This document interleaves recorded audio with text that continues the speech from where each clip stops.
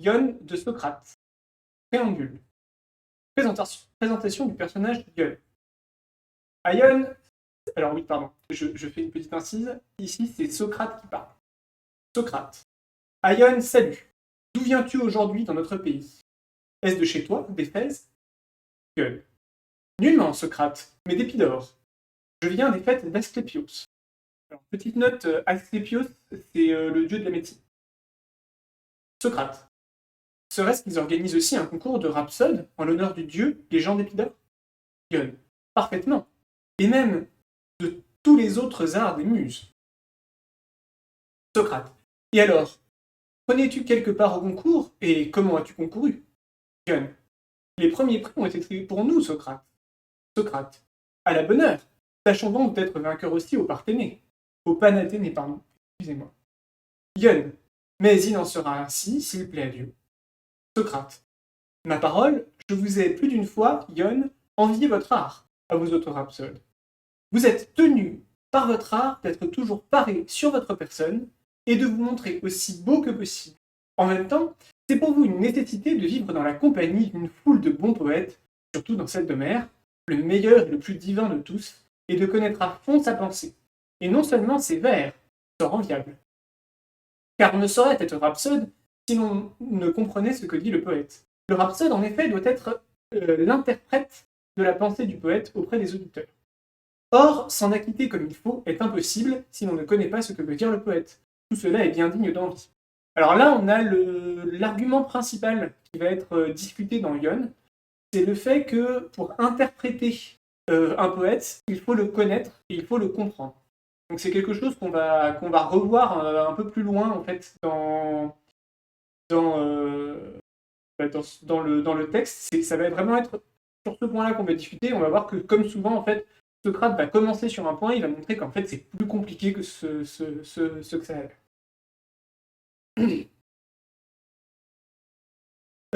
Ion, tu as raison Socrate.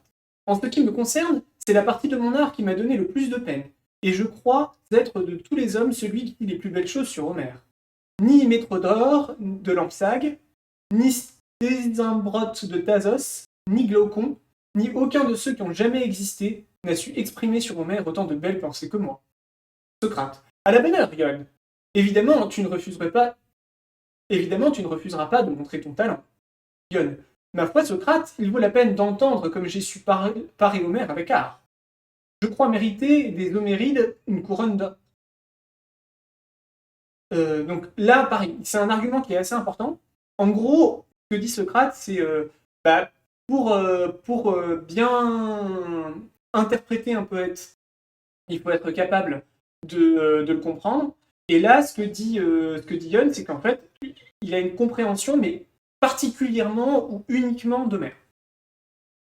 Socrate. Eh bien, je prendrai le temps de t'écouter sur une autre fois. Aujourd'hui, je ne te demande qu'une réponse. Est-ce sur Homère seulement que tu es habile? L'es-tu aussi sur Hésiode et Archiloque? Ion. Point du tout. Sur Homère seulement. Cela me paraît suffisant. Socrate. Y a-t-il des sujets sur lesquels Homère et Hésiode disent tous les deux les mêmes choses? Ion. C'est mon avis, et même, il y en a beaucoup. Socrate. Sur ces sujets-là, saurais-tu mieux expliquer ce que dit Homère que ce que dit Hésiode? Ion. Aussi bien l'un que l'autre, Socrate. Du moins sur les sujets où ils disent les mêmes choses. Socrate. Et ceux où ils ne disent pas les mêmes choses? Voilà par exemple l'art divinatoire. Il en est question à la fois chez Homère et Hésiode. Ion. Parfaitement. Socrate. Et alors, les points sur lesquels s'accordent et ceux sur lesquels diffèrent ces deux poètes touchant l'art divinatoire, est-ce toi qui saurais le mieux les expliquer, ou un devin, un bon devin? Ion. Un devin. Socrate. Mais supposons que tu fusses devin. Si tu étais en état d'expliquer les endroits où ils s'accordent, ne saurais-tu pas aussi expliquer ceux où ils diffèrent? Ion. Évidemment. Socrate. Comment donc se peut-il que tu sois aussi habile sur Homère, mais non sur Hésiode, ni sur les autres poètes? Homère traite-t-il d'autres sujets que l'ensemble des autres poètes? N'est-ce pas sur la guerre qu'il discourt le plus souvent? Sur les rapports mutuels d'hommes bons et méchants, profanes et gens de métier? sur les relations que les dieux ont entre eux et avec les hommes, sur les phénomènes célestes et le monde de l'Hadès, sur les générations des dieux et des héros? N'est-ce pas sur ces sujets que porte la poésie d'Homère? Ion, tu dis vrai, Socrate.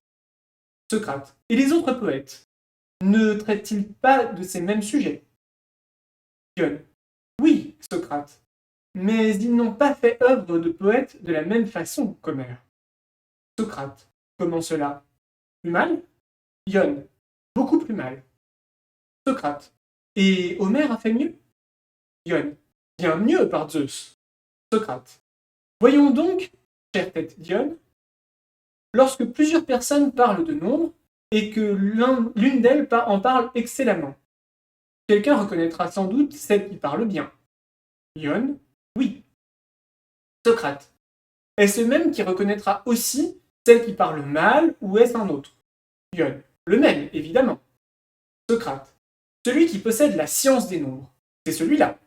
Ion. Oui. Socrate. Et lorsque plusieurs personnes parlent des aliments qui sont bons pour la santé et que l'une d'elles en parle excellemment, est-ce un tel qui reconnaîtra l'excellence de celle qui parle le mieux, un tel autre l'infériorité de celle qui parle moins bien, ou est-ce le même? Ion. Le même, évidemment, c'est clair. Socrate. Qui est-ce? Quel est son nom? Ion. Le médecin. Socrate. Nous disons donc, en résumé, que le même reconnaîtra toujours, entre plusieurs personnes parlant des mêmes sujets, qui en parle bien et qui mal.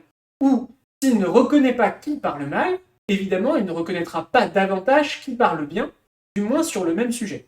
Donc là, on arrive vraiment sur le centre. En gros, Socrate dit, si tu es capable de connaître la pensée d'Homère sur ces sujets, et que Homère en parle particulièrement bien, tu devrais être capable sans aucun problème de produire un discours sur les autres poètes qui parlent de ces sujets-là moins bien.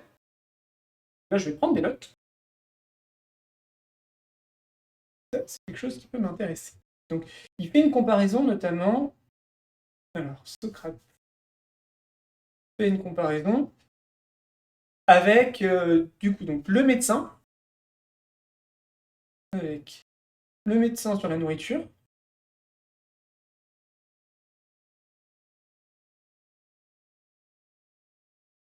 et avec...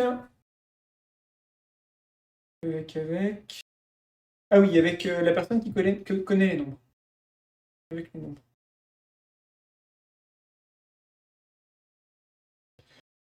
Voilà. Et donc, là, en gros, ce qu'il dit, c'est que pour ces deux domaines-là, donc domaines où on a besoin d'une compétence.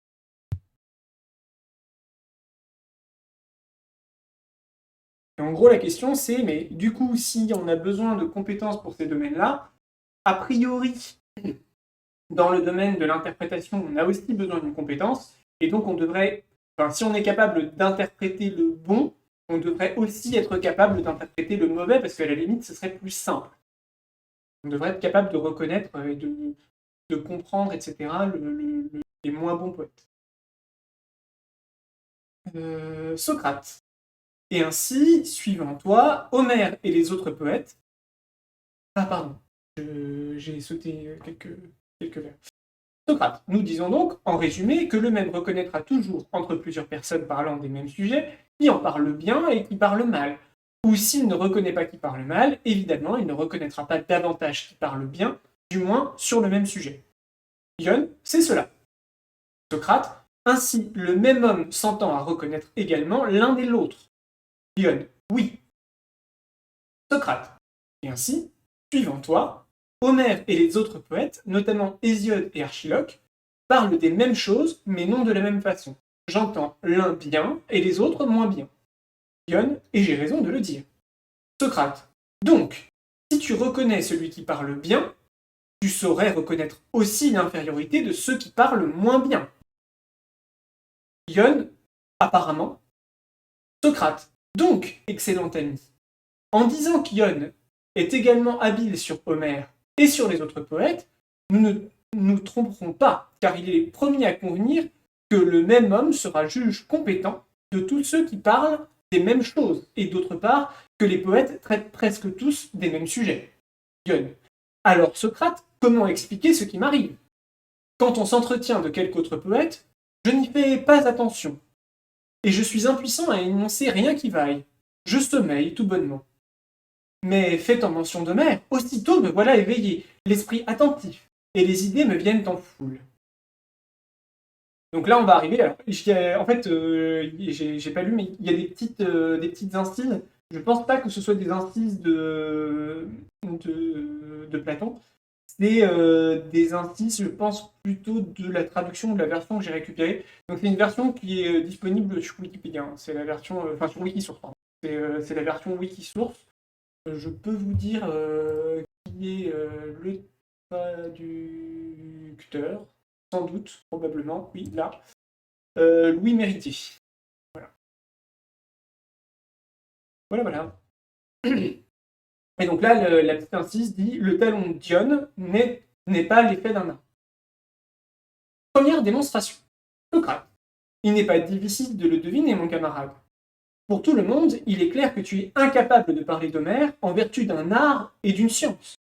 Si l'art t'en donnait les moyens, tu serais en état de parler aussi de tous les autres poètes, sans exception, car il existe, je suppose, un art de la poésie en général, n'est-ce pas? Ion, oui.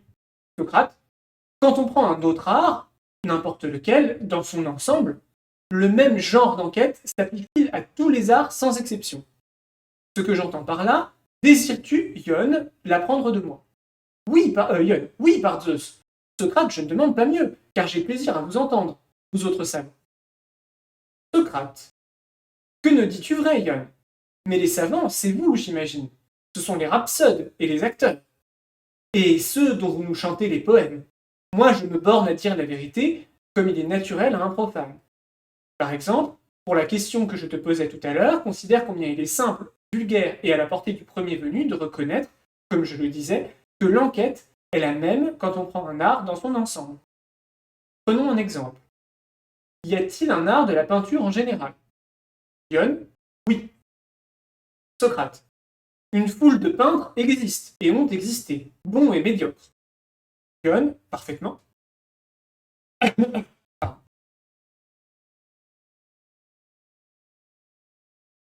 As-tu donc déjà vu un homme capable, à propos de Polygnote, fils d'Aglaophon, de montrer ce qui est bien et mal dans ses peintures, mais incapable de le faire pour d'autres peintres, et qui, lorsqu'on expose les œuvres des autres peintres, sommeille et reste court, sans trouver aucune idée à exprimer, au lieu que, s'il s'agit de donner son avis sur Polygnote, ou tel autre peintre à ton choix, mais sur lui seulement, il est éveillé, devient attentif et a une foule de choses à dire.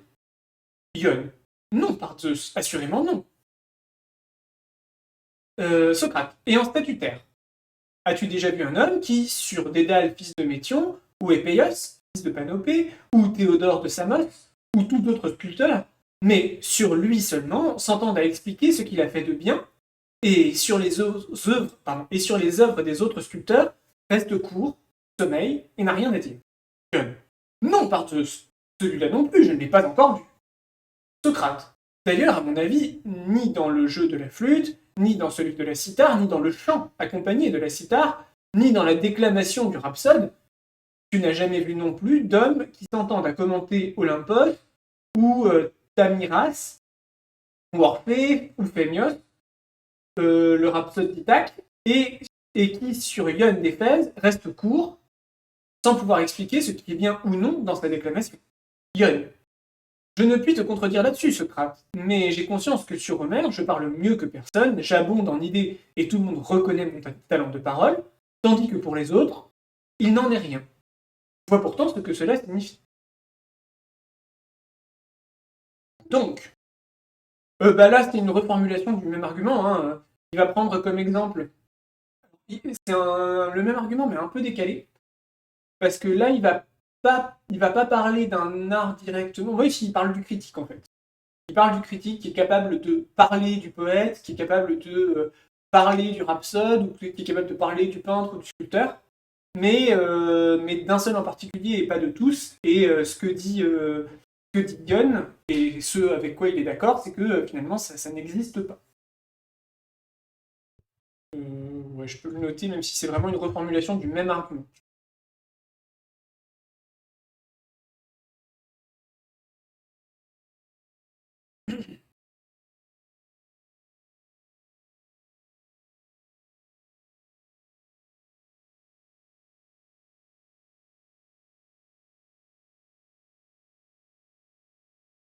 Il y a quoi d'autre?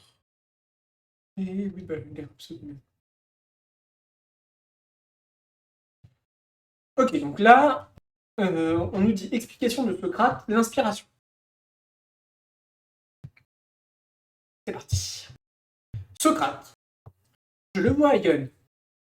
Et même, je m'en vais te faire connaître ce que cela signifie selon moi. Ce don de bien parler sur Homère est chez toi non pas un art, comme je le disais tout à l'heure, mais une force divine. Elle te met en branle, comme il arrive pour la pierre d'Euripide, qu'Euripide a notée magnétique, et qu'on appelle communément Déraclée. Cette pierre n'attire pas seulement les anneaux de fer eux-mêmes, elle communique aux anneaux de fer, euh, qui leur donne une force qui leur donne le même pouvoir qu'à la pierre, celui d'attirer d'autres anneaux.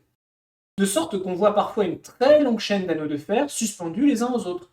Et pour tous, c'est de cette pierre-là que dépend leur force. De même aussi, la muse avait fait des inspirés par elle-même. Et par le moyen de ces inspirés, d'autres éprouvent de l'enthousiasme. Il se forme une chaîne. Car tous les poètes épiques, bons poètes, ce n'est point par un effet de l'art, mais pour être inspirés par un dieu et possédés. Ils débitent tous ces beaux poèmes. Il en est de même des bons poètes lyriques. Comme les gens en proie au délire des corybantes n'ont pas leur raison quand ils dansent, ainsi les poètes lyriques n'ont pas leur raison quand ils composent ces beaux vers. Dès qu'ils ont mis le pied dans l'harmonie et la cadence, ils ont pris de transport bacchique et sous le coup de cette possession, pareil aux bacchantes qui puisent au fleuve du miel et du lait, lorsqu'elles sont possédées, mais non quand elles ont leur raison. Ce qui fait aussi l'âme des poètes lyriques, comme ils le disent eux-mêmes. Car ils nous disent, n'est-ce pas, les poètes, que c'est à des sources de miel, dans certains jardins des vallons des Muses, qu'ils butinent les vers pour nous les apporter à la façon des abeilles, et voltigeant eux-mêmes comme elles. Et ils disent vrai. C'est une chose légère que le poète, ailé, sacré. Il n'est pas en état de créer avant d'être inspiré par un dieu, hors de lui, et de n'avoir plus sa raison. Tant qu'il garde cette faculté, tout être humain est incapable de faire œuvre poétique et de chanter des oracles. Par la suite, comme ce n'est point en vertu d'un art qu'ils font œuvre de poète, en disant tant de belles choses sur les sujets qu'ils traitent, comme toi sur Homère, mais par un privilège divin, chacun d'eux n'est capable de composer avec succès que dans le genre où il est poussé par la muse. L'un dans les dithyrambes, l'autre dans les éloges, celui-ci dans les hyprochèmes, celui-là dans l'épopée, tel autre dans les iambes, mais dans le reste, chacun d'entre eux est médiocre. Car ce n'est pas par l'effet d'un art qu'il parle ainsi, mais par un privilège divin, puisque s'il savait en vertu d'un art bien parler sur un sujet, il le saurait aussi pour tous les autres. Et si la divinité leur ôte la raison en les prenant pour ministres, comme les prophètes et les devins inspirés, c'est pour nous apprendre, à nous les auditeurs, que ce n'est pas eux qui disent ces choses si précieuses. Ils n'ont pas leur raison, mais la divinité elle-même qui parle, et par leur intermédiaire se fait entendre à nous. La meilleure preuve à l'appui de notre thèse est Tinikos de Chalcis, qui n'a jamais fait de poème que l'on pût juger digne de mémoire, à l'exception du Péan, qui est dans toutes les bouches, peut-être le plus beau de tous les poèmes lyriques. Une vraie trouvaille des muses, comme il le dit lui-même. Alors je vais regarder qui c'est Tinikos de Chalcis.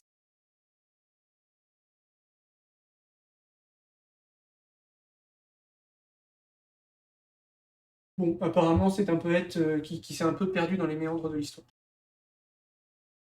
Par cet exemple, plus que par aucun autre, la divinité, selon moi, nous démontre, pour prévenir nos doutes, que ces beaux poèmes n'ont pas un caractère humain et ne sont pas l'œuvre des hommes, mais qu'ils sont divins et viennent des dieux, et que les poètes ne sont autre chose que les interprètes des dieux et d'en posséder chacun par celui dont il subit l'influence. C'est pour le démontrer que la divinité a fait exprès de chanter le plus beau des poèmes lyriques par la bouche du poète le plus médiocre. Ne crois-tu pas que j'ai raison, Yon? Donc là, c'est l'argument, hein, c'est de dire, bon ben voilà, finalement, le rhapsode, il est inspiré. Il est pas, il ne propose pas une interprétation qui est réfléchie, mais il est inspiré par quelque chose et il transmet en fait cette inspiration.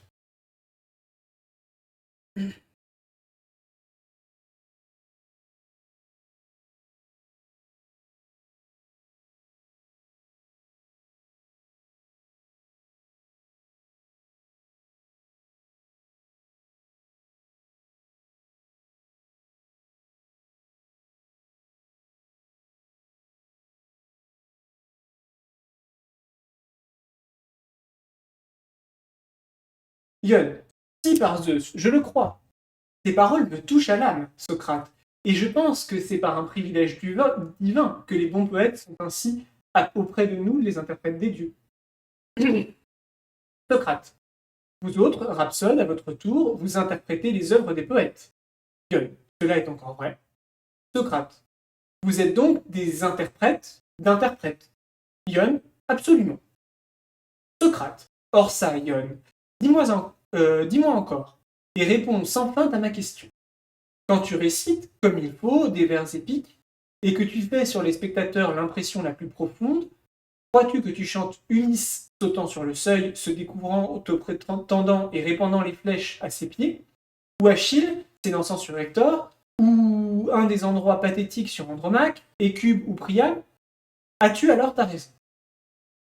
N'es-tu pas hors de toi et ton âme transportée d'enthousiasme ne croit-elle pas assister aux événements dont tu parles, soit à Ithaque, soit à Troie, ou partout où la scène se passe?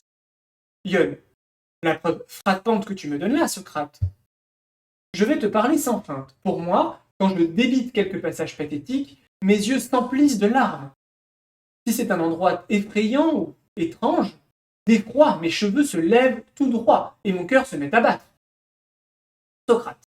Eh bien, Yon, devons-nous le dire alors, maître de sa raison, cet homme qui, paré d'un costume aux teintes variées et de couronnes d'or, se met à pleurer dans les sacrifices et les fêtes, sans avoir rien perdu de ses parures? Ou éprouve de l'effroi devant plus de 20 000 personnes, bien disposées pour lui, quoique nul ne le dépouille ni ne lui fasse de tort? Yon. Non, par Zeus, point du tout, Socrate, pour dire la vérité. Socrate. Sais-tu que, sur la plupart des spectateurs, vous produisez aussi les mêmes effets? Yon, je le sais fort bien. Je les vois à chaque fois, du haut de mon estrade, qui pleurent, jettent des regards menaçants, et restent, comme moi, saisis à mes paroles. C'est que je suis bien obligé d'avoir l'œil sur eux. Si je les fais pleurer, je rirai, moi, en recevant l'argent, tandis que si je les fais rire, c'est moi qui pleurerai en perdant mon salaire. Socrate. Oui, juste une chose. Donc là, on a le fait que, bah voilà, on a la transmission en fait de la chaîne. Désolé pour les oreilles. On a la transmission de la chaîne. Donc en fait, on passe effectivement du poète au rhapsode. Le rhapsode, c'est celui qui va déclamer le texte du poète, et du rhapsode au public, qui va recevoir en fait du rhapsode le texte du poète, et qui du coup va aussi recevoir l'inspiration qui était venue au poète au départ. Socrate, sais-tu que ce spectateur est le dernier des anneaux dont je parlais, qui, par la vertu de la pierre d'Héraclée, tirent l'un de l'autre leur force d'attraction? Celui du milieu, c'est toi, le rhapsode et l'acteur. Le premier, c'est le poète en personne. Et la divinité, à travers tous ces intermédiaires, attire là où il lui plaît l'âme des humains, en faisant passer cette force de l'un à l'autre. À elle, comme à cette pierre-là, est suspendue une chaîne immense de coreutes et de maîtres de chœur et de sous-maîtres, obliquement attachés aux anneaux qui dépendent de la muse. Tel poète sera attaché à une muse, tel autre à une autre. Nous exprimons la chose en disant « il est possédé », ce qui revient au même, car il est tenu.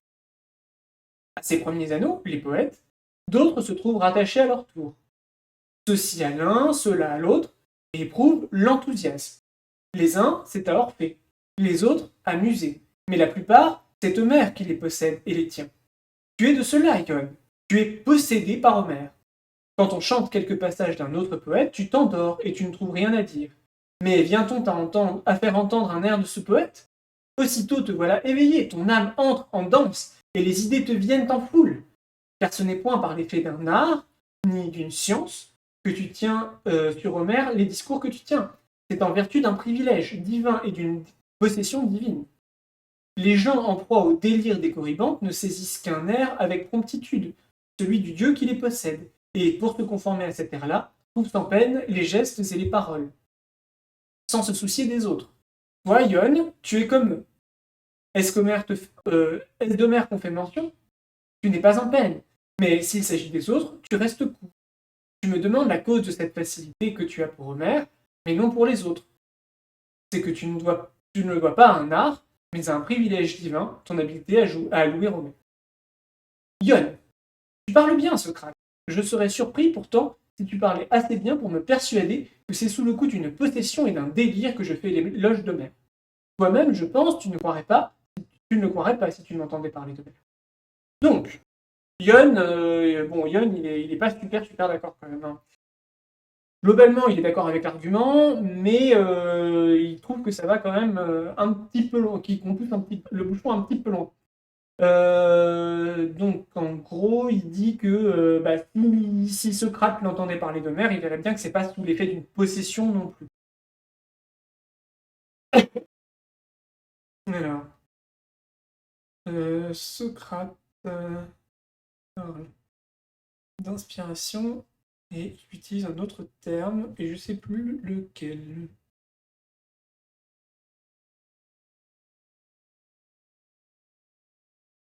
Non, il parle de possession.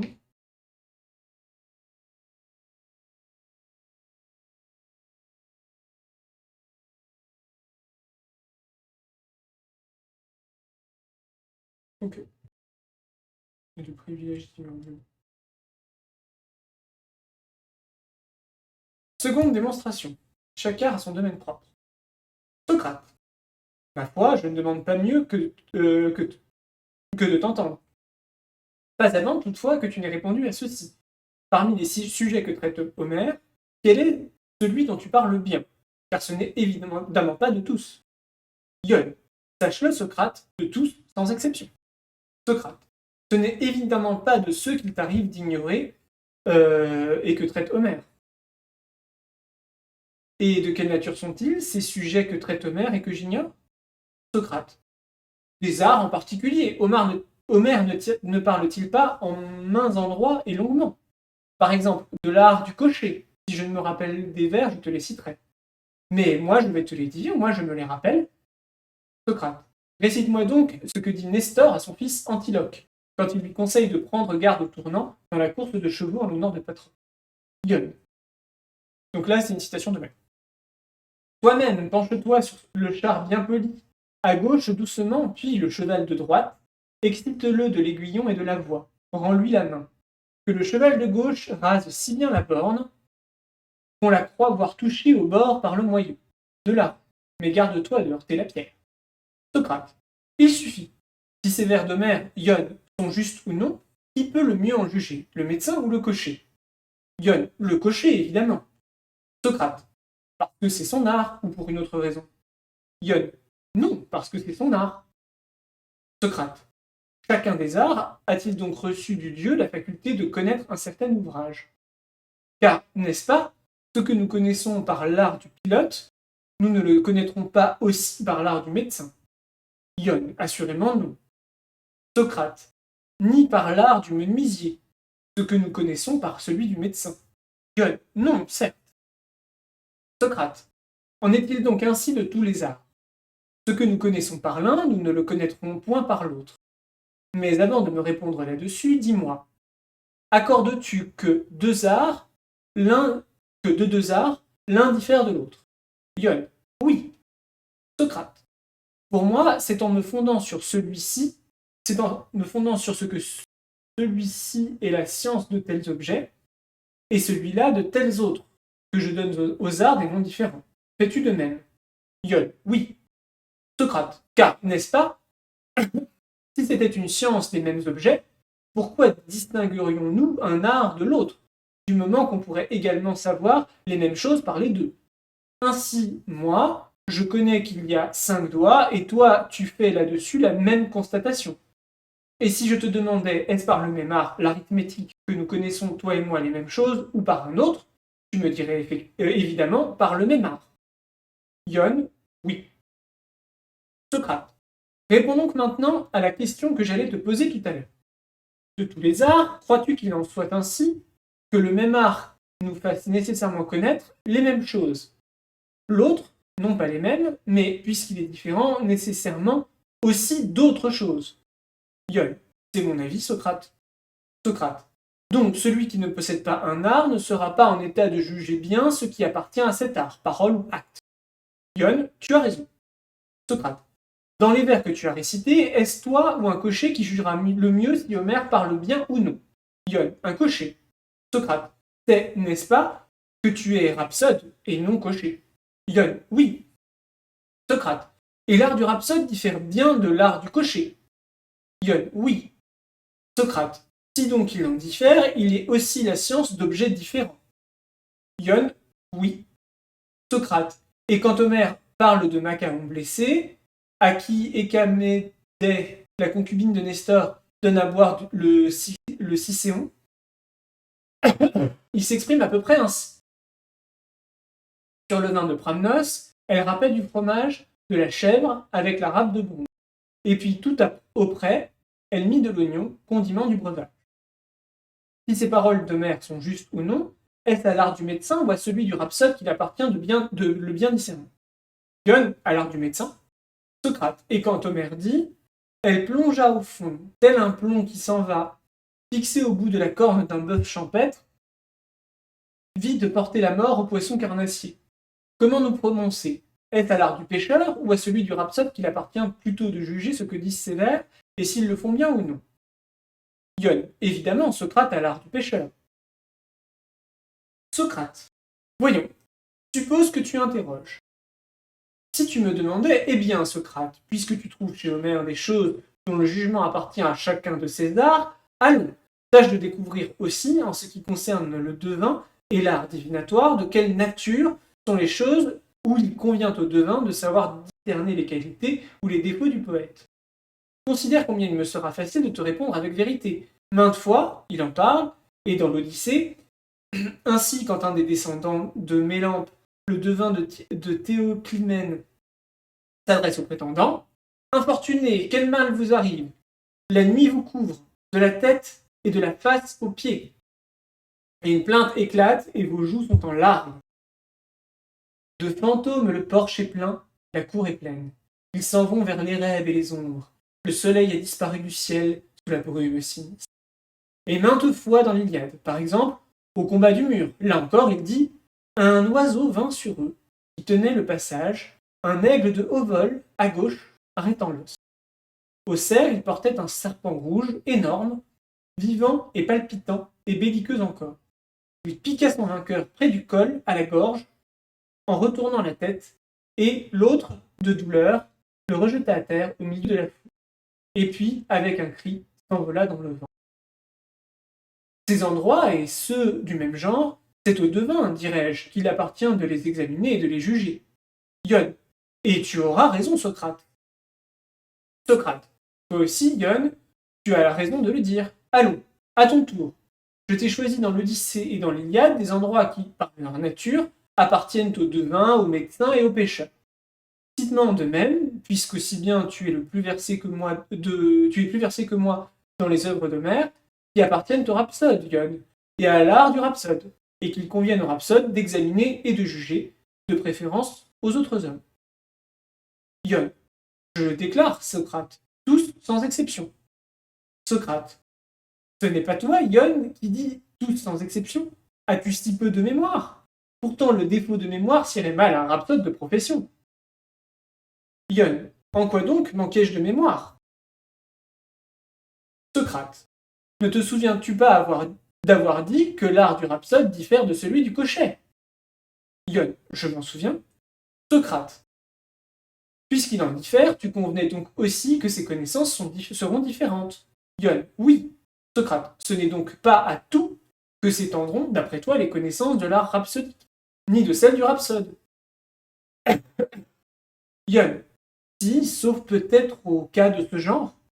Socrate, par cas de ce genre, tu veux dire, sauf ce qui appartient aux autres arts, à peu près. Mais alors, quelle sorte de choses connaîtra le tien, puisqu'il ne connaît pas tout? Ion, selon moi, le langage qui convient à un homme comme à une femme, à un esclave comme à un homme libre, un subalterne comme à un chef. Socrate, veux-tu dire que le langage convenable à qui gouverne en mer un vaisseau battu par la tempête, le rhapsode le connaîtra mieux que le pilote? Ion, non, celui-là, ce sera le pilote.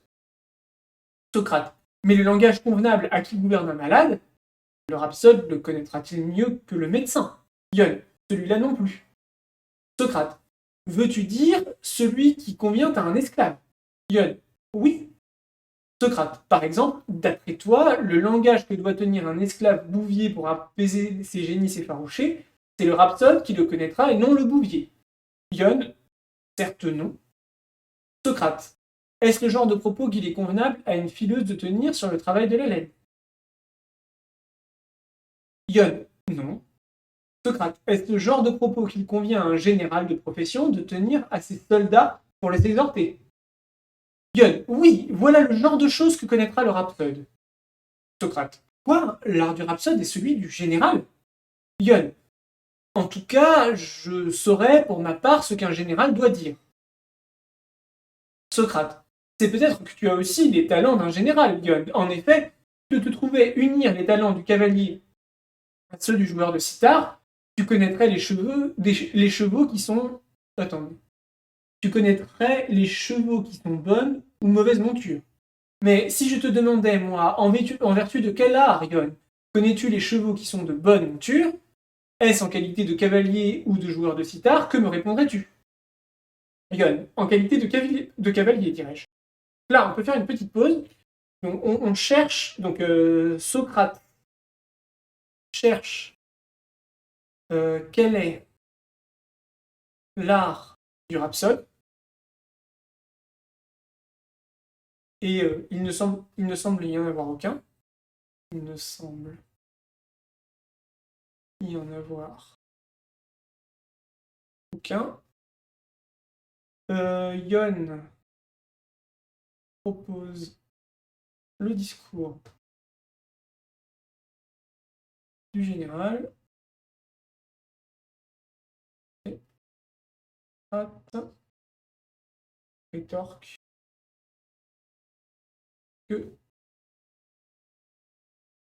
l'art du général et sous-entend que Yon possède aussi cet art. Voilà.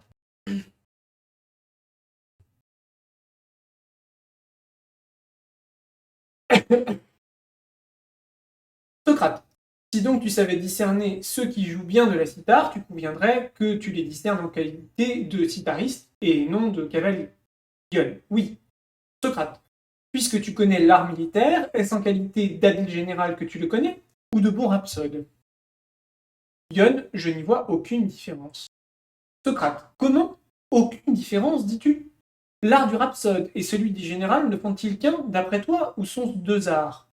Yon, un seul art, à mon avis. Socrate, à ce compte-là, quiconque est un bon rhapsode se trouve aussi être un bon général.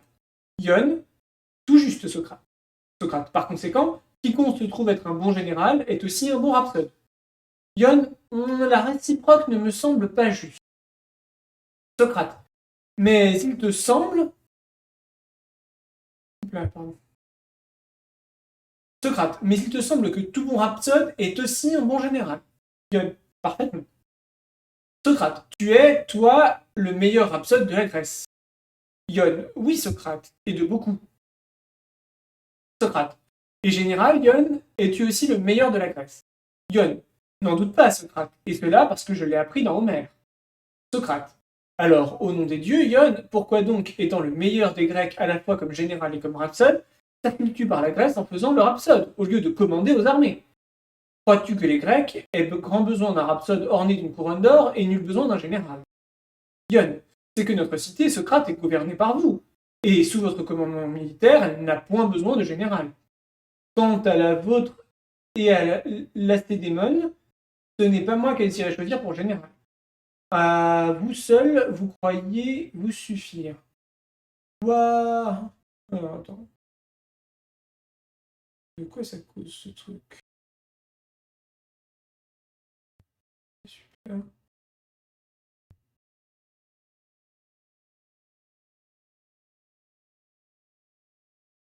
Bon, je ne sais pas. J'imagine qu'il peut y avoir des gens d'autres cités. J'imagine qu'il y a des gens d'autres cités. Socrate. Excellent, Ion. Ne connais-tu pas Apollodore de Cyzique? Ion. Quel Apollodore? Socrate. Celui que les Athéniens ont souvent choisi pour général, bien qu'étranger. De même, Phanosthène d'Andros et Héraclès de Clazomène, ce sont des étrangers, mais notre ville, les ayant vus faire la preuve de leur mérite, les élève au commandement militaire et aux autres charges. Alors en fait, c'est que j'avais mal compris. En fait, j'avais oublié alors que c'est dit au tout début, mais Ion ne vient pas d'Athènes. Il vient d'une autre ville. Et il vient d'Éphèse, je crois. Oui, c'est ça, il vient d'Éphèse. Et du coup, il dit, mais de toute façon, je ne pourrais pas devenir votre général, puisque je ne suis pas athénien. Et Socrate lui dit, ben, en fait, si. Et Ion d'Éphèse n'ira-t-elle donc pas le choisir pour général et lui confier des postes honorifiques si on lui trouve du mérite? N'êtes-vous pas d'ailleurs, vous autres, gens d'Éphèse, Athéniens d'origine, et Éphèse ne le cède-t-elle à aucune autre ville? Mais venons au fait, Ion. Si tu dis vrai en attribuant à un art et à une science ton talent de louer Homère, tu es bien coupable. Après t'être fait fort devant moi de savoir tant de belles choses sur Homère, et tout en promettant de m'en donner la preuve, tu te joues de moi. Et bien loin de me montrer ton talent, tu ne veux même pas me dire quels sont les sujets sur lesquels tu es habile à parler, malgré mon insistance prolongée. Tu te conduis tout bonnement comme Protée, prenant toutes les formes et te tournant dans tous les sens, et finalement, après m'avoir échappé, tu es apparu en général, pour ne pas faire voir combien tu es habile dans la science d'Homère. Si donc, comme je le disais à l'instant, tu as sur Homère les connaissances de l'art, et si, après avoir promis de les montrer, tu te joues de moi, tu es coupable. Si au contraire tu n'as pas les connaissances de l'art, et si c'est en vertu d'un privilège divin, et possédé par Homère, que, sans rien savoir, tu dis sur ce poète tant de belles choses, comme je l'ai dit à ton sujet, tu n'es point coupable. Choisis donc ce que tu préfères, de passer à nos yeux pour un homme injuste ou pour un divin. Ion, la différence est grande, Socrate.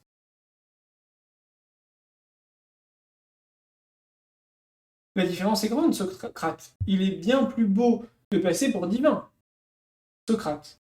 Eh bien, nous t'accordons, Ion, ce qui te paraît le plus beau, être divin, et non d'avoir les connaissances de l'art dans les éloges d'Homère. Voilà, je crois que c'est la fin. C'était pas très très long en fait. Hein. Oui, après c'est un texte d'analyse. Donc ben, je vais m'arrêter là.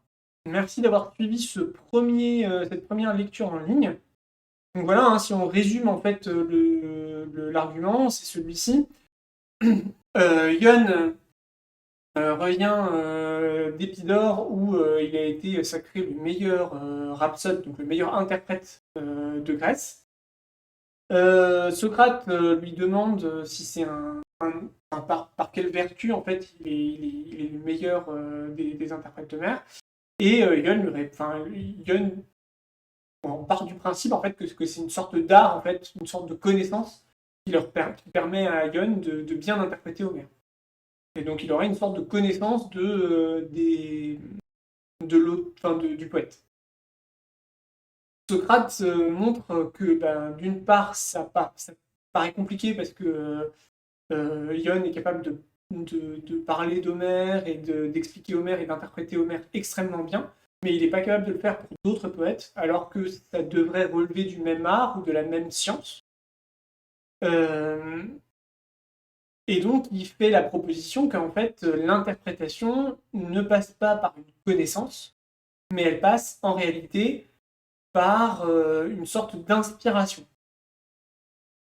Donc, Ion, et donc il appelle ça même une possession divine. En fait. Il fait la comparaison avec un aimant qui va aimanter en fait un anneau, qui lui-même va aimanter un autre anneau, etc. Et il montre qu'en fait, le poète est inspiré, son inspiration se transmet par ses textes au rhapsode, le rhapsode va s'approprier les textes et être à son tour inspiré en fait de manière indirecte par la sorte d'aimant qu'est la divinité, et il va transmettre en fait ça à son public, et donc il va aimanter aussi, il va inspirer aussi son public, mais avec un intermédiaire supplémentaire. Voilà. Ion est pas tout à fait convaincu, et donc Socrate va lui dire, ben, dans ce cas-là, alors, est-ce que ça n'évoque pas aussi à un moment le côté tu t'intéresses plus à Homère, donc tu en parles mieux, alors que tu ignores le reste, donc tu en parles moins bien? Je crois que c'est pas exactement ça en fait. C'est pourquoi est-ce que tu t'intéresses plus à Homère? Parce qu'il t'a inspiré. En fait, ouais, t'as raison dans le sens où il dit à un moment qu'en gros les autres poètes l'ennuient et que ça lui donne envie de dormir. Et mais j'ai l'impression que l'argument c'est de dire tu ne t'intéresses qu'à Homère, tu ne parles bien d'Homère et tu ne t'intéresses qu'à Homère parce que lui t'inspire, alors que les autres poètes ne t'inspirent pas et donc tu t'y intéresses moins et voilà. Et à la limite, tu les connais moins. Il y a un argument aussi qui est intéressant, c'est de dire, normalement dans un art, si on est capable de comprendre et de s'intéresser à ce qui est bon, on est capable de comprendre et de s'intéresser à ce qui est moins bon aussi. Et donc là, le fait que Gunn ne s'intéresse qu'à Homer et ait du mal en fait à retranscrire les arguments des autres poètes qui sont pourtant censés être moins bons, montre que c'est pas vraiment un art dans le sens il fait la comparaison par exemple avec l'arithmétique. Quelqu'un qui fait de l'arithmétique, il est capable de savoir si une personne qui parle d'arithmétique le fait bien ou le fait mal. Donc voilà. Et oui, à la fin, il montre que en fait, Ion prétend en fait maîtriser complètement Homer, mais en réalité, il le maîtrise pas si bien que ça parce que y a plein de choses qui lui échappent. L'art du cocher, probablement que le cocher sait mieux en parler que lui. L'art de la pêche, probablement que le pêcheur sait mieux en parler que lui. Et donc on va essayer de trouver dans l'œuvre d'Homère ce qui relève de l'art du rhapsode lui-même. Et l'argument de Yon, c'est de dire que cet art-là, en fait, c'est l'art du parler du général. Et donc pour lui, les deux arts, l'art du général et l'art du rhapsode, se confondent. Bon, Socrate lui dit que finalement, pas vraiment, quoi, et que probablement il dit ça parce que lui-même est un soldat, et que finalement, il est probablement le meilleur rhapsode de Grèce, mais Socrate lui fait remarquer que, en étant le meilleur rhapsode de Grèce, a priori, comme ça, de l'extérieur, ça n'a pas l'air d'être le meilleur général de Grèce, puisqu'il a été nommé général nulle part. Donc il remet un peu en cause l'argument de Ion de dire l'art du général et l'art du rhapsode sont les mêmes. Voilà, voilà. Et donc il termine en disant, finalement, si c'est pas l'art du général non plus, finalement c'est aucun art en particulier. Et donc ça n'est pas un art, c'est bien une inspiration divine, finalement, qui permet de faire de l'interprétation. Voilà, voilà. Est-ce que, du coup, est-ce que Green Kiwi, t'as des questions? Est-ce que ça t'a l'air clair? Est-ce que tu es d'accord avec ce que je viens de dire? Ou est-ce qu'il y a des trucs qui m'ont échappé? Ou... Voilà.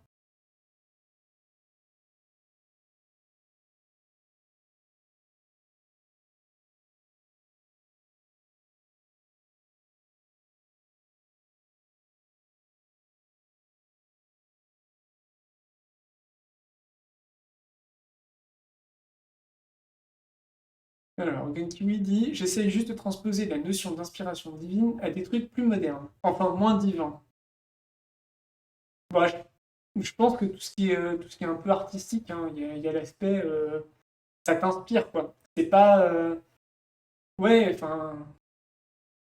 Après, enfin, la question, c'est est-ce que ça existe vraiment, ce truc-là? Parce que souvent, on a cette image-là aussi, et ça, c'est quelque chose qu'on peut peut-être questionner, mais on a souvent l'image que bah, voilà, il y a l'artiste inspiré qui d'un coup va se mettre à faire quelque chose d'incroyable. Bon, moi, l'impression que j'ai, c'est que dans les arts, souvent, c'est plutôt le travail en fait qui permet d'arriver à quelque chose, c'est le fait de répéter, etc., qui va permettre d'arriver à quelque chose. Et bon, c'est un peu aussi oui, voilà, est-ce que l'inspiration est externe à l'artiste ou interne d'une certaine façon? Ouais, bah, c'est ça. Et je pense que bah, en science, on a un peu cette image-là aussi hein, du Eureka, incroyable, je viens de découvrir quelque chose, et puis il y a l'idée de la sérendipité, on est en train de chercher un truc, et puis d'un coup on tombe sur quelque chose qui n'a rien à voir. Bon, la sérendipité, elle arrive parce que on a une connaissance du domaine, qu'on est en train de chercher quelque chose en particulier, et que ça va décaler un tout petit peu de ce domaine-là, mais on s'attend quand même à trouver quelque chose. Alors, on rediscutera peut-être de ça, parce qu'il y a la question en fait dans l'interprétation. Donc là, je vais lire quelques textes sur l'interprétation. Il y a celui-là, il va y avoir un texte de Spinoza que je vais lire la semaine prochaine, mais je me souviens plus du texte, je le remettrai sur les réseaux sociaux. Et il y a aussi le manifeste des... Alors, le manifeste du cercle de Vienne, voilà, que je vais lire. Donc le cercle de Vienne, hein, c'est des empiristes logiques ou des positivistes logiques. Donc c'est un mouvement qui a eu lieu au tout début du XXe siècle, je crois. Et donc c'est des gens qui étaient positivistes. Donc voilà, euh, tout devait être... Enfin, il y a un aspect très vraiment de déduction en fait. C'est-à-dire qu'on va partir d'une observation, on va faire des déductions sans apporter d'interprétation justement, vraiment sans apporter d'interprétation, et c'est ça qui va nous permettre d'acquérir des connaissances. Et donc enfin ça marche par vérification, donc on va vérifier que la théorie apporte bien quelque chose qui est... Enfin, on va vérifier que la théorie a bien les effets qu'on attend qu'elle a dans le monde réel, et c'est grâce à ces vérifications qu'on peut vérifier si une théorie scientifique est valide. Donc je vais lire ça aussi Enfin, je vais lire ça aussi, je pense, dans 2 semaines, si j'arrive à trouver un créneau. Mais c'est des textes un peu courts, mais je pense que ça s'adapte pas mal pour des premières lectures. Je ferai peut-être des lectures de textes plus longs en plusieurs fois plus tard, mais déjà pour adapter le setting, tout ça, il faut que j'écoute ce que ça a donné cet enregistrement aussi. Je vais le mettre sur YouTube, voilà, on verra. Et voilà. Mais je pense que c'est intéressant parce que il y a les deux aspects en fait hein, sur l'inspiration. Il y a aussi l'inspiration du scientifique, l'espèce de truc qui est reçu un peu de n'importe où. Et je suis pas tout à fait sûr d'être d'accord avec cette conception des choses. On va dire ça comme ça.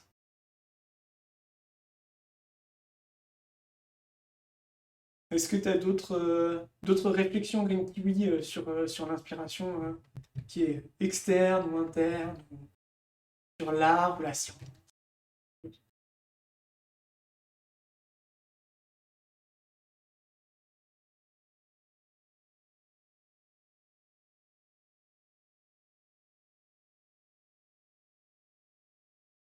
La noosphère. Bon, j'ai regardé après le live. Enfin, moi, la sérendipité, ça me fait toujours penser à la sérendipité nous guider. Et ça, vraiment, c'est un sujet auquel j'ai peu réfléchi au final, mais j'ai du mal avec l'aspect externe. Oui, bah oui, moi aussi. Après, c'est un texte qui date d'une époque où il y avait des dieux, quoi. Voilà. Donc c'était logique que les dieux ils fassent des trucs. Aujourd'hui, peut-être un peu moins. Voilà. Mais je suis d'accord avec toi, j'ai aussi du mal avec l'aspect de quelque chose qui serait externe.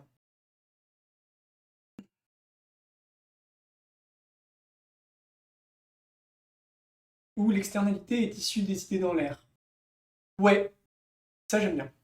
Il y a un aspect, alors il y a toute une réflexion sur est-ce que les découvertes scientifiques sont nécessaires ou contingentes, et si elles sont le fait d'un esprit qui d'un coup réalise quelque chose, etc., bah, finalement c'est contingent. Et il y a un aspect où c'est plus nécessaire, et bon, moi c'est une réflexion qui convient mieux à ma vision de la science. C'est classique dans l'inspiration scientifique.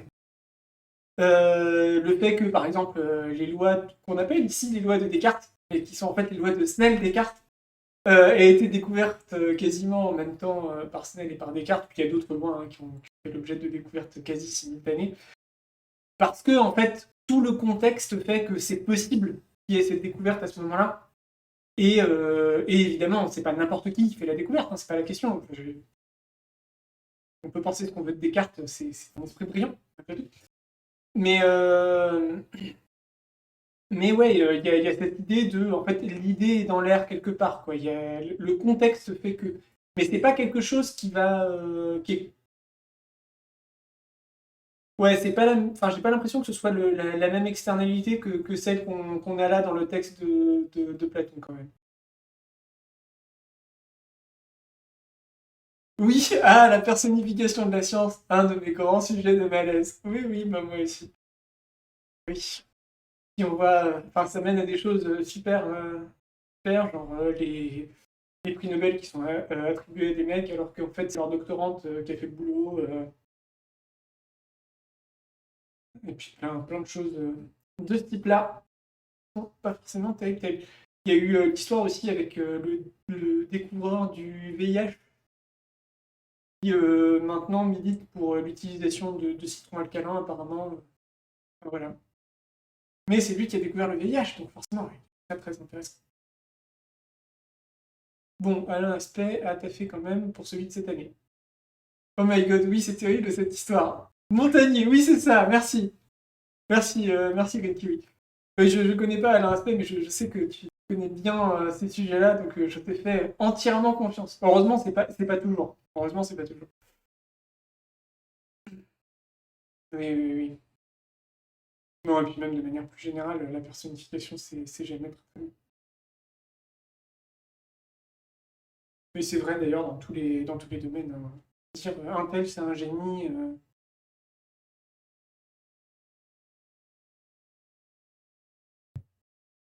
Bon, mais en tout cas, c'était assez sympa comme expérience. Bon, là, j'ai un public assez restreint aujourd'hui, mais le fait de pouvoir discuter, c'est vrai que c'est cool. Alors, pour l'art, c'est intéressant de faire le parallèle entre ta lecture et les IA d'art. Ah oui. Genre le truc qui est paru il y a pas longtemps, là. J'oublie tout le temps le nom. Le truc qui est sur le serveur Discord, là. Je sais plus. Mais qui fait de la génération automatique d'art. Ah oui, je vois ce que tu veux dire, parce qu'au final, il s'inspire de plein d'œuvres d'art qui ont été réalisées. Mid-journée, oui, c'est ça, merci. De plein d'œuvres d'art qui ont été produites par des vrais artistes tout à fait humains, pour le coup. Et il va avoir tendance à retransmettre leur style. Oui, oui, oui, ben, les gens et les artistes surtout, hein. Il y a pas mal d'artistes qui disent bah, moi je retrouve des bouts d'œuvres d'œuvres que j'ai faites, quoi. Donc, alors c'est pas exactement la même chose, il y a des petites différences, mais bon, le style, c'est mon style au départ quand même, quoi. Et vu que, enfin, c'est compliqué. Je pense que, enfin, c'est pareil, t'as dû voir passer pas mal de choses là-dessus, t'es sans doute beaucoup mieux renseigné que moi. C'est purement mécanique, oui, c'est vrai. Ce qui est intéressant parce que pour le coup, on a l'opposé d'une inspiration individuelle divine. Ouais, c'est mécanique. Alors,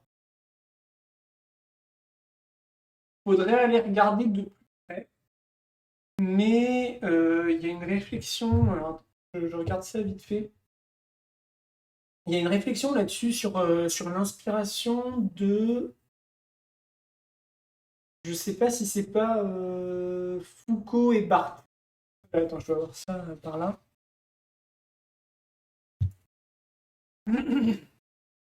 Non, c'est ça.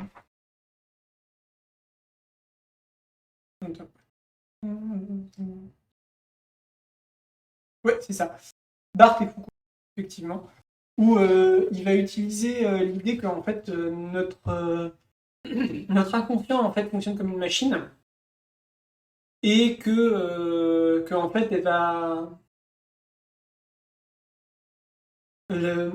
comment dire, la création passe par l'inconscient ou le subconscient, et que ce subconscient fonctionne comme une machine. Et du coup, finalement, oui, c'est vrai que c'est intéressant de faire le parallèle avec Midjourney, ouais. Finalement, est-ce qu'on n'a pas... est-ce qu'on n'essaye pas avec Midjourney de reproduire cette espèce de machinerie interne qu'on a quand on fait de l'art, oui, enfin voilà, de l'expliciter, alors avec des grosses guillemets, hein, parce que c'est des gros réseaux de neurones et que c'est justement pas très très explicite, mais est-ce qu'on n'est pas en train d'essayer de percer, enfin de reproduire, on n'essaie pas de l'expliquer, mais on essaie de reproduire un peu cette mécanique-là. Ouais. Mais tu vois, ça me donne envie d'aller regarder de plus près du coup ce que disent Barthes et Foucault là-dessus. Je peux peut-être donner la ref si je la retrouve. Je crois que c'est dans un manifeste aussi, mais je ne suis pas sûr. Alors.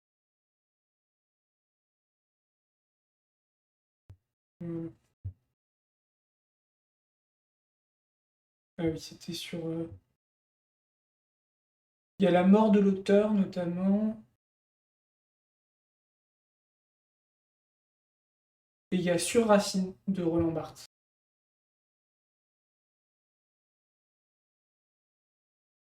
Voilà. Voilà, donc ça me donne bien envie d'aller creuser ça, et puis peut-être peut-être de réfléchir là-dessus. Je sais pas quelle forme ça peut prendre, mais peut-être écrire un petit bout de quelque chose quelque part. Bon, ce sera sans doute très modeste parce que j'ai pas du tout la maîtrise de la philosophie de l'art. Du tout. Les rares fois où j'ai eu le choix de lire des trucs là-dessus, je me suis intéressé à d'autres aspects de philosophie, donc voilà. Mais ça peut être intéressant de creuser et puis de voir. Merci pour la ref, et puis je pense que pour un premier live, ce sera déjà pas trop mal. Merci d'avoir participé. Je trouve ça très très cool. Voilà, le fait de pouvoir avoir cette petite discussion en fin de, en fin de live, c'est quand même vachement sympa. Mais du coup, j'en referai une sur Spinoza, je redirai le programme. Il y en aura une aussi sur donc, le manifeste du cercle de Vienne. Et puis après, je lirai aussi d'autres textes de philo sur d'autres domaines et des textes de sociologie aussi. Notamment au Voyage de classe. J'ai pas le bouquin là à portée de main. Ah oui, mais ça, je sais pas si je peux le lire en ligne parce qu'il risque d'y avoir des droits dessus. Donc on verra bien. Je sais pas encore. On verra bien. Voilà. Si je peux le lire, je le lirai en ligne parce que ça peut être sympa aussi. Bon, c'est un petit peu plus loin, hein, ça fait un peu plus, une grosse centaine de pages, donc il faut peut-être prévoir peut-être 2-3 heures, mais bon, ça peut se faire quoi. Voilà. Bon, eh bien, je coupe. Bonne soirée, bonne nuit, salut Internet, et à la prochaine.